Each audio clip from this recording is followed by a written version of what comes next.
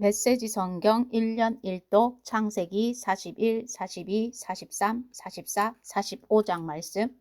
41장. 그로부터 2해가 지난 뒤에 바로가 꿈을 꾸었다. 꿈에 그는 나일 강가에 서 있었다. 튼튼해 보이는 암소 7마리가 나일 강에서 올라와 습지에서 풀을 뜯고 있었다.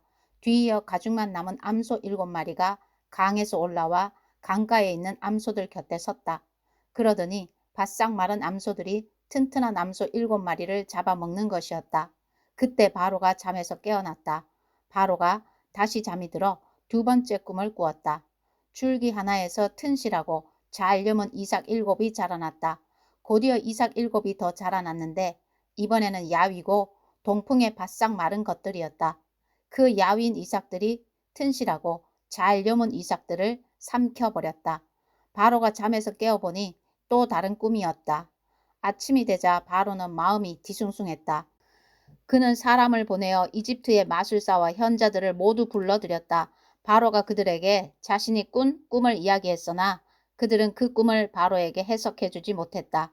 그때 술잔을 맡은 관리가 용기를 내어 바로에게 말했다. 제가 오래전에 경험한 일을 미리 말씀드렸어야 했는데 이제야 생각났습니다. 전에 왕께서 종들에게 노하셔서 저와 빵을 맡은 관리를 경호대장의 집에 가두신 적이 있습니다. 그때 저희 두 사람이 같은 날 밤에 꿈을 꾸었는데 각자 꾼 꿈이 저마다 의미가 있었습니다. 마침 그곳에 경호대장의 소유였던 젊은 히브리 종 하나가 저희와 함께 있었습니다. 저희가 꾼 꿈을 그에게 이야기했더니 그가 저희 꿈을 각기 다르게 해석해 주었습니다. 그리고 모든 일이 그가 해석한 대로 되어서 저는 복직되고 빵을 맡은 관리는 기둥에 매달렸습니다. 바로가 즉시 사람을 보내어 요셉을 불러오게 했다. 사람들이 서둘러 그를 감옥에서 끌어냈다. 요셉은 머리털을 깎고 깨끗한 옷을 입고서 바로 앞으로 나아갔다. 바로가 요셉에게 말했다. 내가 꿈을 꾸었는데 아무도 그것을 해석해주는 사람이 없다. 그런데 너는 꿈 이야기를 듣기만 하면 해석해낸다고 하더구나. 요셉이 대답했다. 제가 아니라 하나님께서 하시는 것입니다.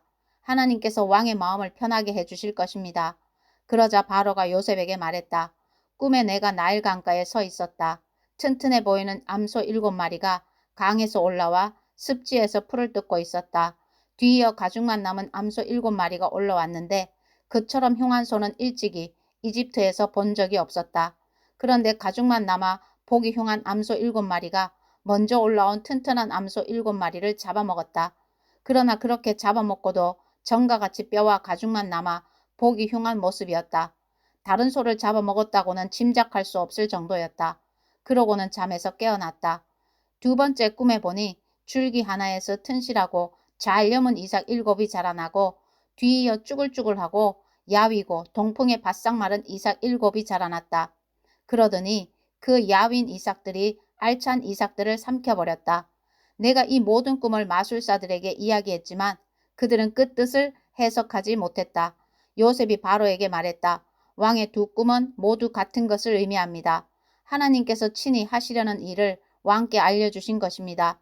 튼튼한 암소 7마리는 7해를 뜻하고 튼실한 이삭 7도 7해를 뜻합니다.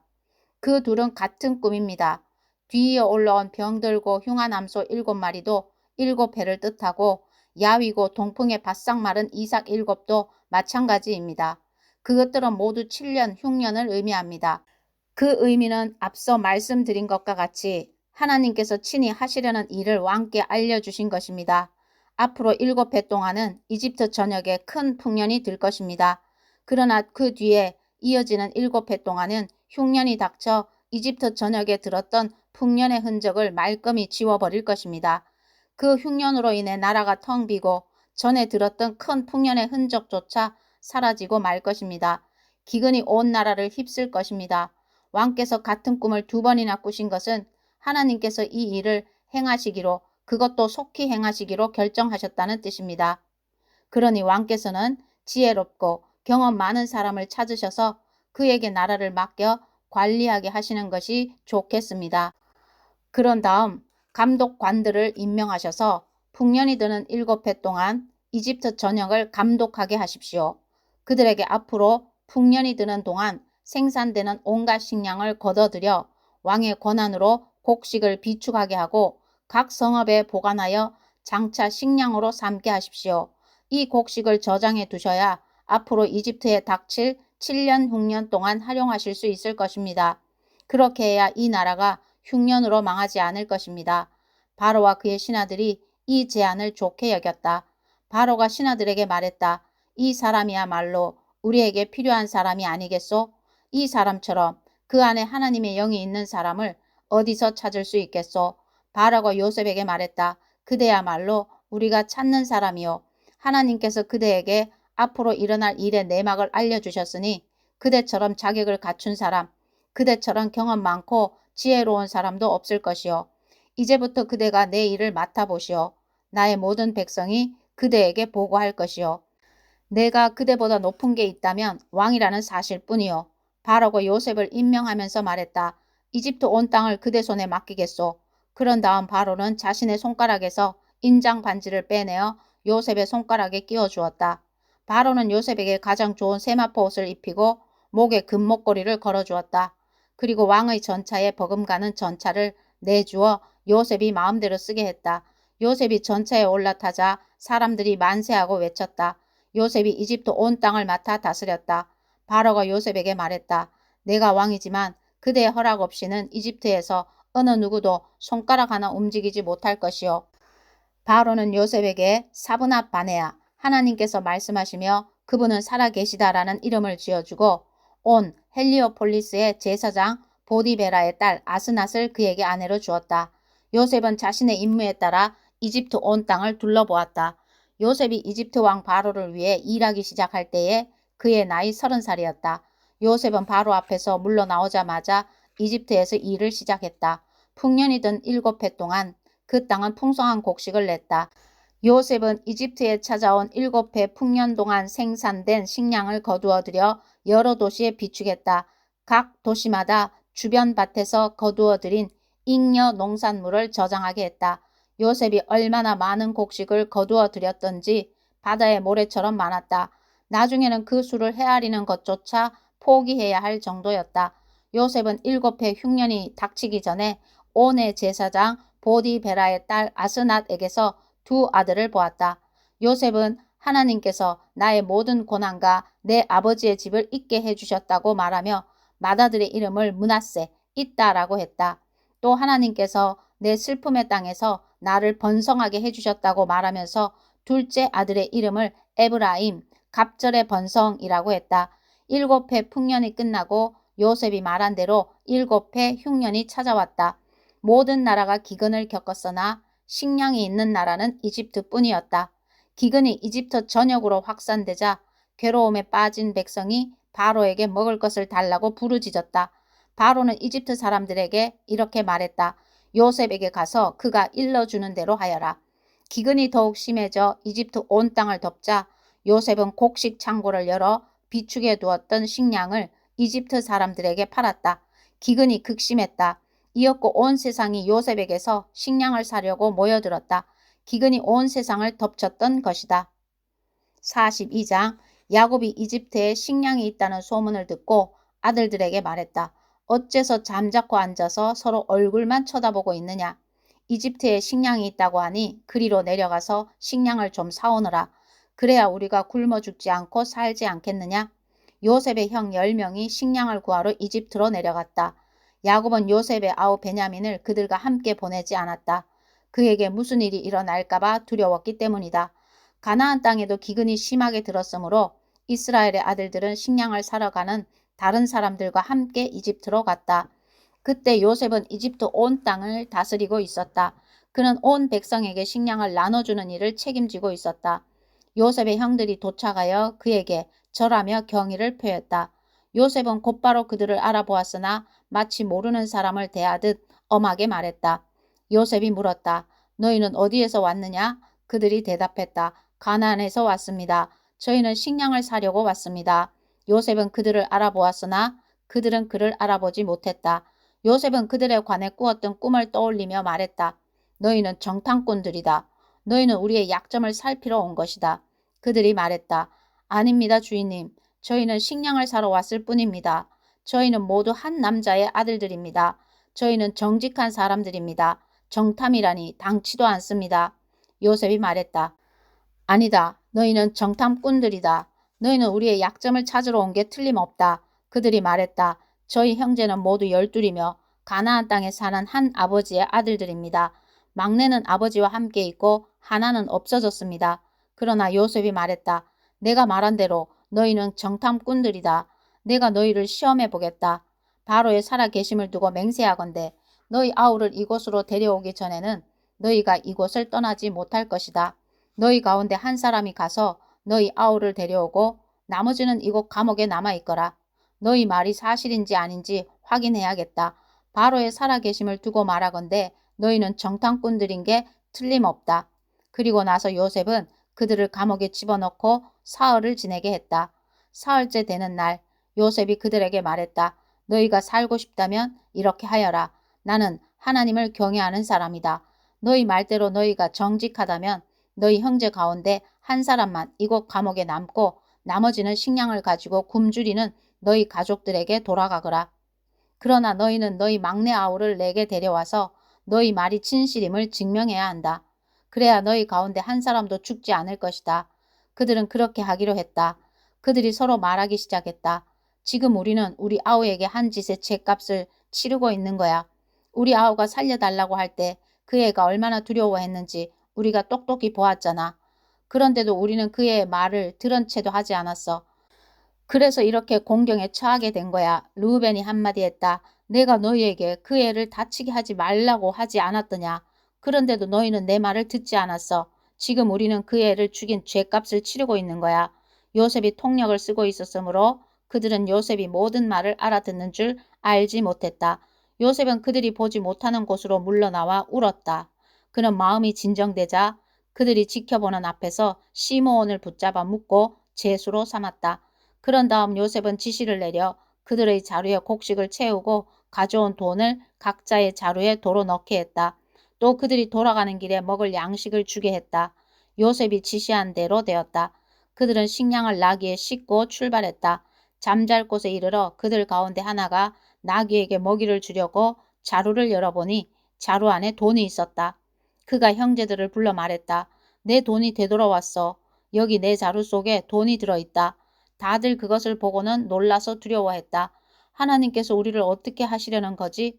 그들은 가나안 땅에 있는 아버지 야곱에게 돌아가서 그동안 있었던 일을 낱낱이 말했다.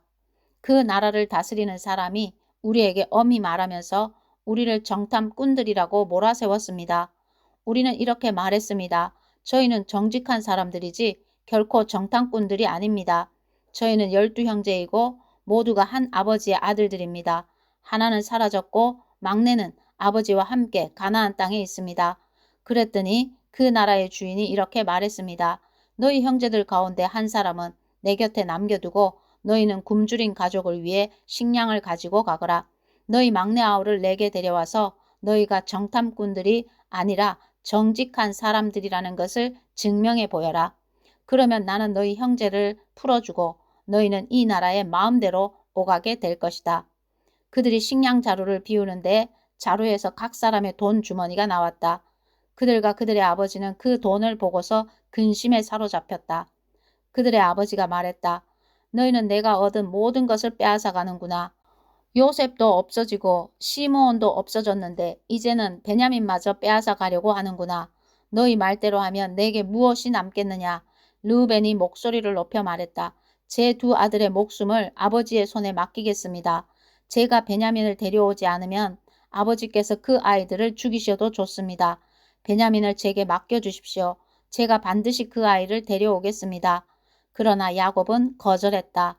내 아들을 너희와 함께 내려보낼 수는 없다.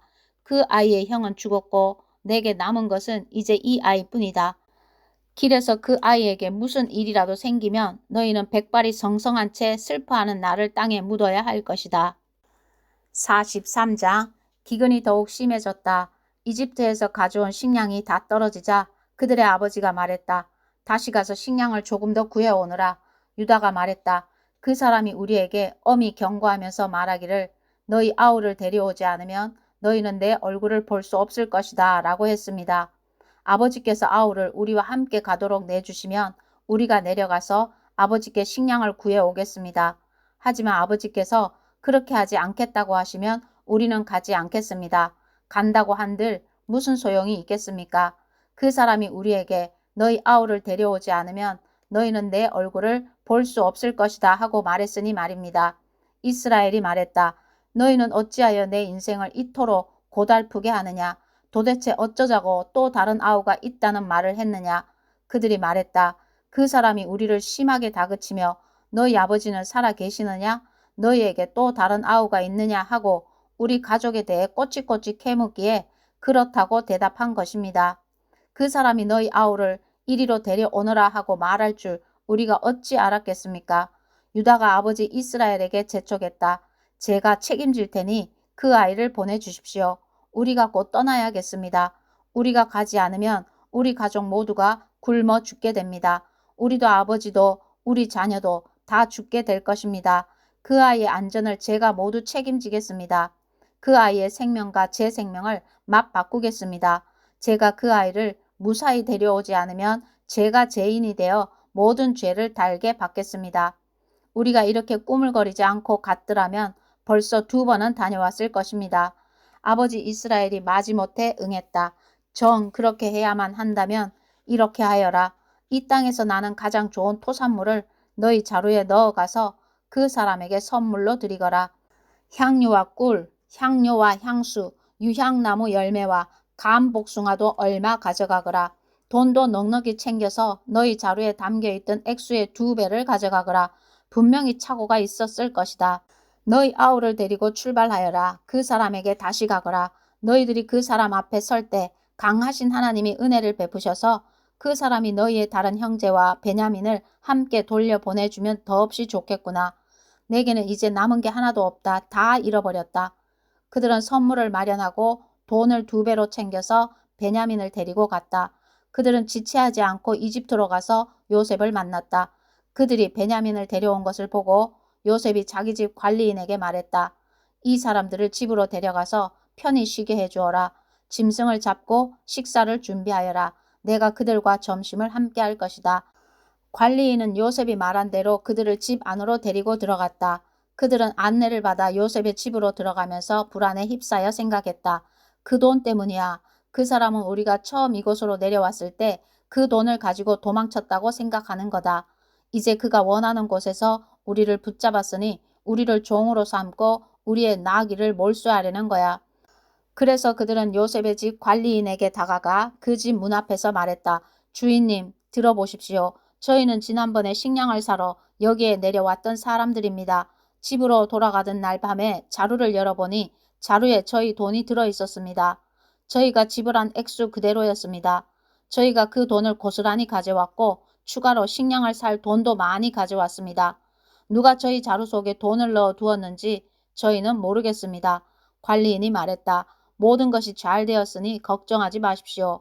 여러분의 하나님, 여러분 아버지의 하나님께서 여러분에게 덤으로 주신 것이 분명합니다. 나는 이미 여러분의 돈을 다 받았습니다. 그러고는 시므온을 데려와 그들에게 넘겨주었다. 관리인은 그들을 요셉의 집으로 데리고 들어가서 발 씻을 물을 주고 그들의 나귀에게 먹이를 주며 그들을 편히 쉬게 해주었다. 형제들은 요셉과 함께 식사할 것이라는 말을 듣고 정오에 그가 나타나기를 기다리며 가져온 선물을 펼쳐 놓았다. 요셉이 집에 오자 그들은 가져온 선물을 그 앞에 내놓고 정중히 머리 숙여 절했다. 요셉이 그들을 맞이하며 말했다. 전에 너희가 말한 연로하신 너희 아버지는 안녕하시냐? 아직도 살아 계시느냐? 그들이 말했다. 예, 주인님의 종인 저희 아버지는 지금도 살아 계시고 아주 잘 지내십니다. 그러고는 다시 정중히 머리 숙여 절했다. 그때 요셉이 자기 어머니의 아들, 곧 자기 친동생 베냐민을 알아보고 그들에게 물었다. 전에 너희가 내게 말한 막내 아우가 이 아이냐? 그러고는 내 아들아, 하나님께서 내게 은혜 베푸시기를 빈다 하고 말했다. 요셉은 자기 아우를 보고 감정이 북받쳐 울음이 터져 나오려고 하자 급히 다른 방으로 들어가서 한참을 울었다. 그러고 나서 얼굴을 씻고 마음을 진정시킨 다음 상을 차리라고 말했다. 요셉은 따로 상을 받았고 형제들은 형제들끼리, 이집트 사람들은 이집트 사람들끼리 식사하도록 상을 차리게 했다. 이집트 사람들은 히브리 사람들과 한 식탁에서 먹지 않았다. 히브리 사람들과 식사하는 것을 역겹게 여겼기 때문이다.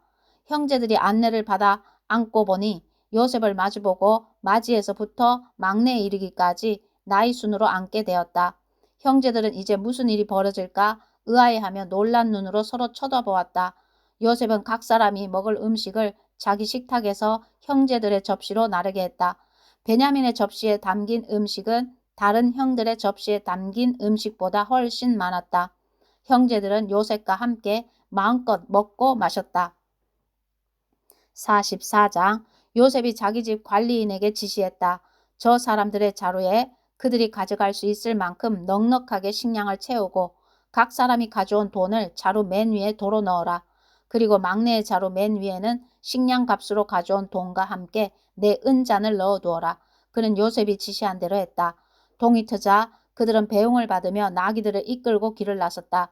그들이 아직 그 도시에서 얼마 벗어나지 못했을 때 요셉이 자기 집 관리인에게 말했다. 그들을 뒤쫓아라. 그들을 따라잡거든 너희는 어찌하여 선을 악으로 갚느냐. 이것은 내 주인께서 마실 때 쓰시는 잔이다. 점을 칠 때 쓰시는 잔이기도 하나 이렇게 괘씸한 짓을 저지르다니 하고 말하여라. 관리인은 그들을 따라잡고서 이 모든 말을 그대로 했다. 그들이 말했다. 저희는 무슨 말씀을 하시는지 모르겠습니다. 저희 형제들은 그런 짓을 할 사람들이 아닙니다. 지난번 자루 속에서 발견한 돈도 가나안 땅에서 고스란히 가져왔습니다. 그런데 저희가 마음이 변해 당신 주인님의 집에서 은잔을 훔쳤다고 생각하시는 것입니까? 저희 가운데 누구에게서든 그 잔이 발견되면 그 사람은 죽어 마땅합니다. 그리고 나머지 형제들도 당신 주인님의 종이 되겠습니다. 관리인이 말했다. 좋다. 그러나 그렇게까지 할 필요는 없다. 잔이 발견되는 자는 내 주인님의 종이 될 것이다. 그러나 나머지 사람들은 죄가 없으니 가도 좋다. 그들은 다급한 마음에 누가 먼저랄 것도 없이 각자 자기 자루를 바닥에 내려놓고 자루를 풀어 조사를 받았다. 관리인은 맞이에서부터 막내에 이르기까지 그들의 자루를 하나씩 뒤졌다. 그런데 베냐민의 자루에서 잔이 나왔다. 그들은 낙심하여 자기 옷을 찢고서 나귀에 짐을 실은 뒤에 그 도시로 되돌아갔다. 유다와 그의 형제들이 돌아가 보니 요셉이 아직 집에 있었다. 그들은 요셉이 보는 앞에서 바닥에 털썩 주저앉았다. 요셉이 그들을 나무라며 말했다. 너희가 어찌하여 이런 짓을 했느냐? 나 같은 사람이 이런 것을 알아낼 줄 몰랐단 말이냐? 유다가 형제들을 대신해서 말했다. 주인님, 저희가 무슨 할 말이 있고 무슨 변명을 할 수 있겠습니까? 저희에게 죄가 없다는 것을 무엇으로 입증할 수 있겠습니까? 하나님께서 저희 뒤에 계시면서 저희 잘못을 들추어 보이셨습니다. 저희가 주인님 앞에 죄를 지었으니 이제 주인님의 종이 되겠습니다. 저희 모두가 이 일에 연루되었습니다. 잔을 가져간 아이나 저희나 다 죄인입니다. 요셉이 말했다. 나는 그렇게 할 마음이 없다. 잔을 가져간 자만 나의 종이 될 것이다. 나머지는 죄가 없으니 너희 아버지에게로 돌아가거라. 유다가 앞으로 나아가 말했다. 주인님 부탁드립니다. 주인님께 한 가지만 말씀드리게 해주십시오. 주인님께서는 바로와 같은 분이시니 노여워하지 마시고 제가 주제 넘다고 여기지 말아 주십시오. 주인님께서는 저희에게 아버지와 동생이 있느냐고 물으셨습니다. 그래서 저희는 저희에게 연로한 아버지와 그가 노년에 얻은 아우가 있습니다. 그 아이의 형은 죽고 그 아이의 어머니가 낳은 아들 가운데 남은 아이는 그 아이뿐입니다. 그래서 아버지께서는 누구보다 그 아이를 사랑하십니다. 하고 솔직히 말씀드렸습니다. 그러자 주인님께서는 저희에게 그 아이를 이리로 데려오느라 내가 그 아이를 보아야겠다고 말씀하셨습니다. 저희는 그럴 수 없다는 뜻으로 그 아이는 아버지를 떠날 수 없습니다. 그 아이가 떠나면 아버지는 돌아가시고 말 것입니다. 하고 말씀드렸습니다. 그러자 주인님께서는 너희 막내 아우를 데려오지 않으면 너희는 나를 보지 못할 것이다 하고 말씀하셨습니다. 저희는 저희 아버지께 돌아가 주인님께서 저희에게 하신 모든 말씀을 전했습니다.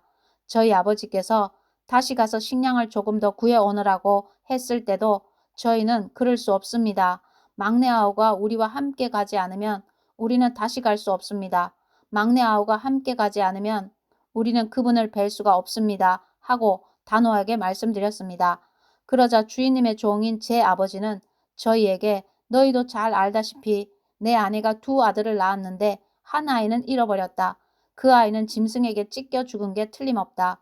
그 후로 나는 그 아이를 한 번도 본 적이 없다. 그런데 이제 너희가 이 아이를 데리고 갔다가 이 아이에게 무슨 일이라도 생기면 너희는 백발이 성성한 채 슬퍼하는 나를 끝내 땅에 묻어야 할 것이다 하고 말씀하셨습니다. 주인님의 종인 제 아버지에게 이 아이의 목숨은 당신 목숨이나 다름없어서 제가 이 아이 없이 아버지 앞에 나타나면 아버지는 아이가 없어진 것을 아시고 그 자리에서 돌아가시고 말 것입니다. 아버지가 슬픔에 잠겨 돌아가시면 여기 주인님 앞에 주인님의 종으로 서 있는 저희가 그분을 돌아가시게 한 셈이 됩니다. 그뿐 아닙니다. 저는 그 아이를 주인님께 보여드릴 수 있게 해달라고 하면서 제 아버지께 제가 그 아이를 데려오지 않으면 아버지 앞에서 평생 죄인으로 살겠습니다 하고 다짐했습니다. 그러니 이 아이 대신에 제가 주인님의 종으로 이곳에 머물게 해주십시오. 이 아이는 형제들과 함께 돌아가게 해주십시오. 이 아이가 함께 가지 못하는데 제가 어떻게 아버지께 돌아갈 수 있겠습니까? 제발 제가 돌아가서 아버지가 슬픔에 잠겨 돌아가시는 모습을 보지 않게 해주십시오. 45장 요셉은 더 이상 자신을 억제할 수 없어 자신의 수행원들에게 물러가라, 다들 물러가라 하고 소리쳤다. 요셉은 자기 곁에 아무도 없게 되자 형제들에게 자신이 누구인지를 밝혔다. 그러나 그의 흐느끼는 소리가 너무도 격해서 이집트 사람들에게까지 들렸다. 그 소식은 곧 바로의 궁에도 전해졌다. 요셉이 자기 형제들에게 말했다. 내가 요셉입니다. 정말 내 아버지께서 아직도 살아계십니까? 그의 형제들은 말문이 막혀 한마디도 할 수 없었다. 그들은 자신들이 보고 들은 것을 믿을 수가 없었다. 요셉이 형제들에게 말했다. 내게 가까이 오십시오. 그들이 가까이 다가갔다. 내가 바로 형님들의 아우 요셉입니다. 형님들이 이집트에 팔아넘긴 그 요셉입니다. 저를 팔아넘겼다고 괴로워하지도 말고 자책하지도 마십시오. 그 일 뒤에는 하나님이 계셨습니다. 하나님께서 나를 형님들보다 앞서 이곳으로 보내셔서 여러 목숨을 구하게 하셨습니다. 이 땅에 흉년이 든 지 2해가 되었지만 앞으로도 5해 동안은 흉년이 계속 들어 밭을 갈지도 못하고 추수도 하지 못하게 될 것입니다. 하나님께서 나를 앞서 보내셔서 이 땅에 살아남은 민족이 있게 하시고 놀라운 구원의 행위로 형님들의 목숨을 구하도록 준비하셨습니다. 보다시피 나를 이곳으로 보낸 것은 형님들이 아니라 하나님이십니다. 하나님께서 나를 바로의 아버지와 같은 자리에 앉히시고 내게 그의 일을 맡기셔서 나를 이집트의 통치자로 세워주셨습니다. 서둘러 아버지께 돌아가십시오. 가서 아버지께 이렇게 전하십시오. 아버지의 아들 요셉이 말씀드립니다. 저는 이집트 온 땅의 주인입니다. 되도록 빨리 이곳으로 오셔서 저와 함께 지내십시오. 아버지께서 저와 가까이 계실 수 있도록 제가 고센 땅에 지내실 곳을 마련해 놓겠습니다. 아버지와 아버지의 아들들과 손자들, 그리고 아버지의 양떼와 소떼와 아버지의 모든 재산을 가지고 오십시오. 제가 그곳에서 아버지를 극진히 모시겠습니다. 앞으로도 흉년이 5해나 더 들 텐데 아버지께 필요한 모든 것을 제가 살펴드리겠습니다. 아버지와 아버지께 딸린 모든 식구를 제가 보살피고 부족한 것이 하나도 없게 해드리겠습니다. 하고 말씀해 주십시오. 나를 보십시오. 내가 내 입으로 형님들에게 이 모든 말을 하는 것을 형님들은 물론이고 내 아우 베냐민도 직접 보고 있습니다. 내가 이집트에서 차지하고 있는 높은 지위에 대해 아버지께 말씀드리고 형님들이 이곳에서 본 것을 하나도 빠짐없이 말씀드려 주십시오. 하지만 오래 지체하지 말고 서둘러 아버지를 모시고 이곳으로 내려오십시오. 그러고 나서 요셉은 자기 아우 베냐민의 목을 껴안고 울었다. 베냐민도 요셉의 목을 껴안고 울었다. 요셉은 형들과도 한 사람씩 입을 맞추며 부둥켜 안고 울었다. 그제야 형들도 요셉과 이야기를 나눌 수 있게 되었다. 요셉의 형제들이 왔다는 소식이 바로의 궁에 전해졌다. 그 소식을 듣고 바로와 그의 모든 신하가 기뻐했다. 바로가 요셉에게 말했다. 그대의 형제들에게 이렇게 전하시오. 너희 짐을 짐승들의 등에 싣고 가나안으로 가서 너희 아버지와 너희 가족들을 데리고 이곳으로 돌아오너라. 내가 너희를 이집트에서 가장 좋은 땅에 자리 잡고 살게 해주겠다. 너희는 그 땅에서 나는 기름진 것을 먹고 살게 될 것이다. 그들에게 이 말도 전하시오. 나는 너희가 이렇게 하기를 바란다. 너희 아이들과 아내들을 태워 올 수 있도록 이집트에서 마차 몇 대를 가져가거라. 마차에 너희 아버지를 모시고 돌아오너라. 이집트 온 땅에 있는 가장 좋은 것이 너희 차지가 될 것이니 아무 걱정 말고 살림살이는 두고 오너라.